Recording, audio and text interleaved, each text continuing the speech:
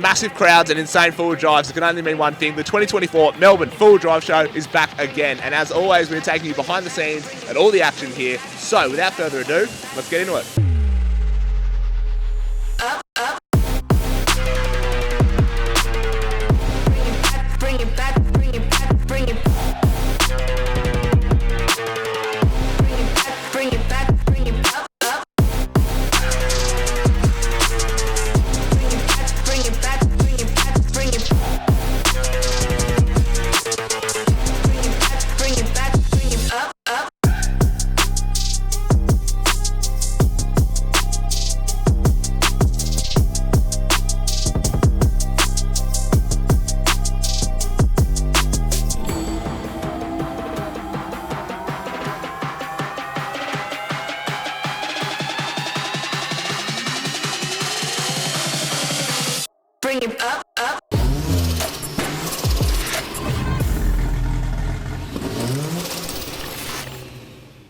We're here with Richard from Design and Built, and he has got one of the tidiest 4080 Barra fucking things you'll ever see. Recently came back from the $1,000 track, and the car's here, he's here, all in one piece, somehow.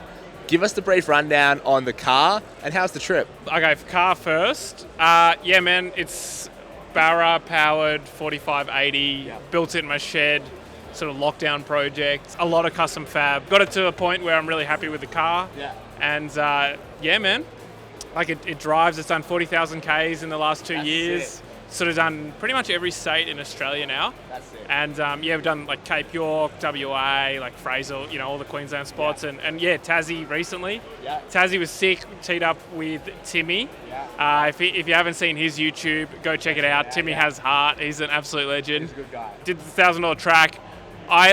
When I built this car, I never really wanted to take it in like big bog holes or anything like that. But Timmy sort of told me about the track, and man, it is epic. It's like the oldest Tasmanian rainforest you've ever seen. Yeah. And like, I'm so glad I did it. But the car, like you can still see it. I just can't get the mud out. Like it's changed. It'll be there forever. I think the $1,000 track obviously is synonymous and gets its name from causing thousands of dollars of damage. Was that the case here? Did you walk away with any battle scars, broken parts?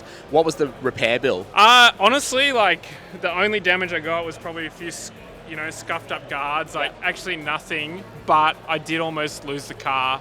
I had a bit of a brake failure, on one of the hills, so it just rolled backwards uncontrollably. And luckily we got it to stop before it fell off a cliff. Nice. Which is ideal. Yeah, exactly right. Absolute chaos. Well, mate, it's good to see the car getting abused, the track's getting driven, and making it out in one piece. If you guys want to find out any more about this vehicle, the Design and Build YouTube channel is a wealth of knowledge for CAD fabrication engineering and everything in between, and one of the sickest Barra 4580s you'll see. Thanks for your time, man. Enjoy the show. Thanks, Sammy. Okay, folks, we're here at the Built Not Bought stand. This is Mitchy. Now, Mitch has recently done 700 hours of driving in a truck that's got questionable health, but you made it. Look, we made it. Wasn't you've had a lot of experience with New South Wales Police, and now I have too. So we've got something to relate over. Perfect. It involves no lube and a really bad time. Now, we've shown people the XC, we've shown people the Built Not Bought Patrol. Let's talk M57 Hiluxes. Are you pumped? Where's it at? Why isn't it here? What are you most excited for? So, M57 Lux, obviously the beam mode, everyone knows it. 6-speed auto in an old LN. Currently running stock diffs, so I don't know if they're going to last long at all. My guess is no. No, neither. Yeah. But it should be done 3 days after we get back from Sydney show. Beautiful. And then we're going on a trip whole way through Queensland. That thing is going to be loose.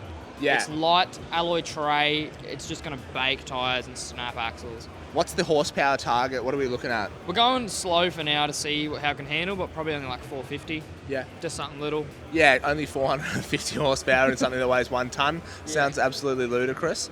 What's next for the XC Falcon? Is it just going to stay in its final sort of form like this? Or? Well, I think I was going to take the channel over and actually send it where it belongs to the scrapyard. Yeah.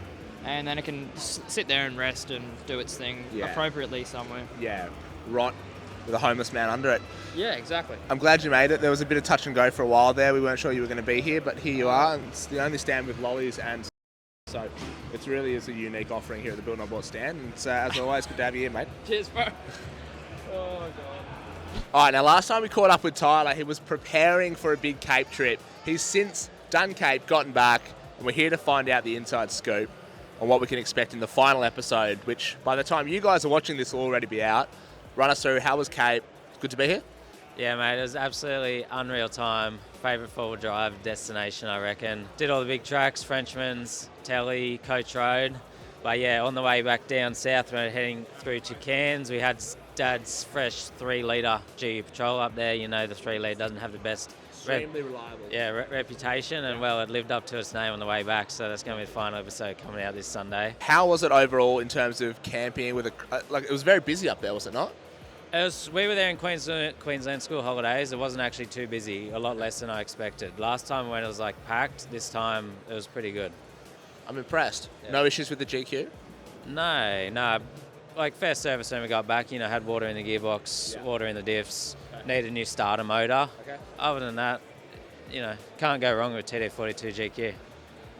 I'm sure I'll be finding out all about TD42 Life pretty damn soon. As always, a pleasure. Enjoy the show. Yeah, cheers, mate. Thank you. Now, usually this is the part of the episode where I go around and show you guys the favourite rigs of the show, but this episode's going to be a little bit different. I'm going to give it to my main man, Max, and he's going to go find a couple of his favourite vehicles and run you guys through them. So, microphone. Good luck, buddy. Off I go. All right, we're doing everyone's favourite segment, top 3 cars at the show. My own personal pick, so it might not be your favourite, but they definitely are my favourite. This thing caught my eye when I walked in today. It's super clean. I'm not usually a patrol guy myself, but this thing's set up super tidy. It looks like it's set up to tour, but also, tackle some hard tracks when the time comes. This is Owen. He's built this thing from the ground up, and yeah, he's going to tell us his few favourite things about the car and what his plans are next for it. So what do you think so far is your favourite mod on this car? It'd definitely be the touring setup, just being able to go anywhere and have easy setup and pack down. Yeah, definitely. Kind of same as myself. Yeah. Set up for touring more than big horsepower. Yeah. These cars take us anywhere we want, which is awesome. What's probably going to be your next modification to the car? Look, Nissan definitely topped it off with the body and driveline, but I think a Toyota Heart's going to have to go into it, which would be pretty cool. What engine are you thinking? Probably FTE or something a bit different? Yeah, definitely going to be FTE. Yep. Yeah, nice. Good choice. What's your favourite part of the car? Like visually looking from the outside, what made you pick this and put that mod on it? I reckon wheels and tyres. Yep. Wheels and tyres make a car, 100%. Yep. I believe he's running method rims on this. Yeah, correct. Big chromies. It absolutely looks sick. Yeah, awesome car, man. Thank you. All right, not playing favourites. I know I have a 105 myself, and in the past I've played with 1FZs. Awesome engine, but this car is really cool. I've never actually seen it in person. This is Ben here, owns the car. He's come all the way over from WA. Awesome looking car. What's your favourite part of the car? Bit of a tough one. I love the engine setup and everything about the power, but definitely I reckon the interior for touring, it's like a lounge. We'll do 8-hour trips and it's just the most comfortable car overall to drive. So definitely interior and suspension setup plays a massive factor into that. You've made it all the way over from WA. What's your plans while you're over here? So while I'm over here, we're going on a trip. We've built not bought up to high country. I want to check out the snow, check out what high country has to offer. Then we're going to head up to Sydney for World Time Attack, and then we've got Sydney Adventure Show, and then also... It's all happening. We've got quite a bit going on while we're over here. No, awesome, man. Sounds like you got a bit on your plate. It'd be cool to see this thing out on the tracks. Yeah. Nice. So this car is definitely a bit of a crowd stopper here at the show. Not actually sure what it is or what it was, but as people who know how much effort goes into building something like this thing is actually off tap. It's no one can walk past this thing and not just stop, admire, Jaw on the ground. Yeah. I think it was the 70s F100 many moons ago, and is now a pre-runner, full-blown trophy truck with the most insane suspension and workmanship I've ever seen. The kicker is road registered is the whole plan. So not on the 40s, and the roll bar that goes through the middle of the windscreen is removable. You take that off and this thing can be run on the road, which is just mind-boggling. The fact you know all of that is astounding. I'm still lost. Obviously, Max and I are used to building far more higher caliber vehicles, such as our Land Cruiser trophy trucks, but this is a close second and third. Yeah. Figure we put it on the list just to keep the people happy. That's right. It'd be rude not to. Anyway, I'm going to take you guys for a lap around the show now, show you some of my favourite brands and some innovative products. So, let's do it. Follow along.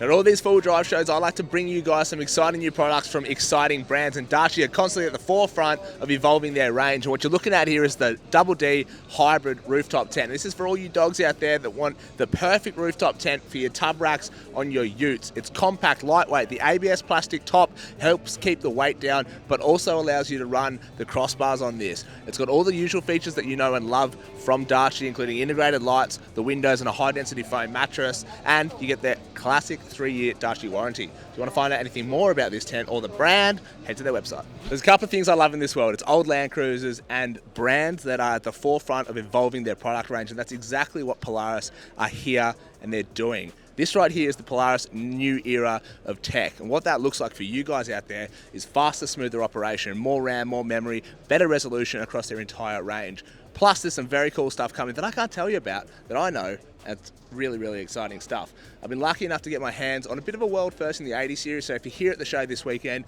and you're looking in and you're seeing a flash-looking head unit, that's exactly what's going on there. This is really exciting because I've been using this for a couple of 100Ks in the 80 series now, and I'm absolutely in love with it. The best part is Polaris have come on as a channel partner, which means only good things for you guys. So, really exciting to see.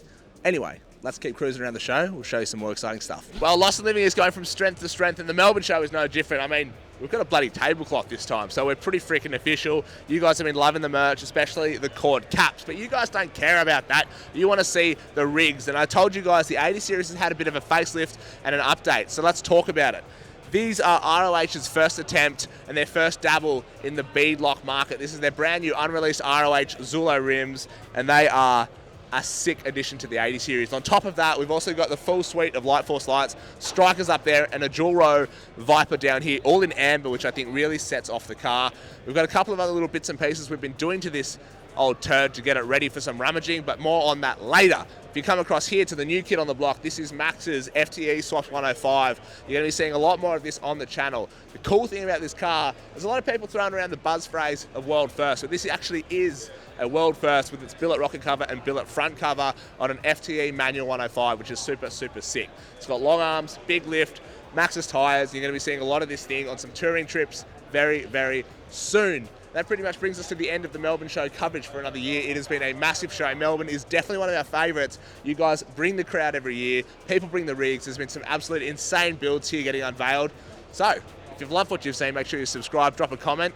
We'll see you at the next Full Drive Show wrap-up.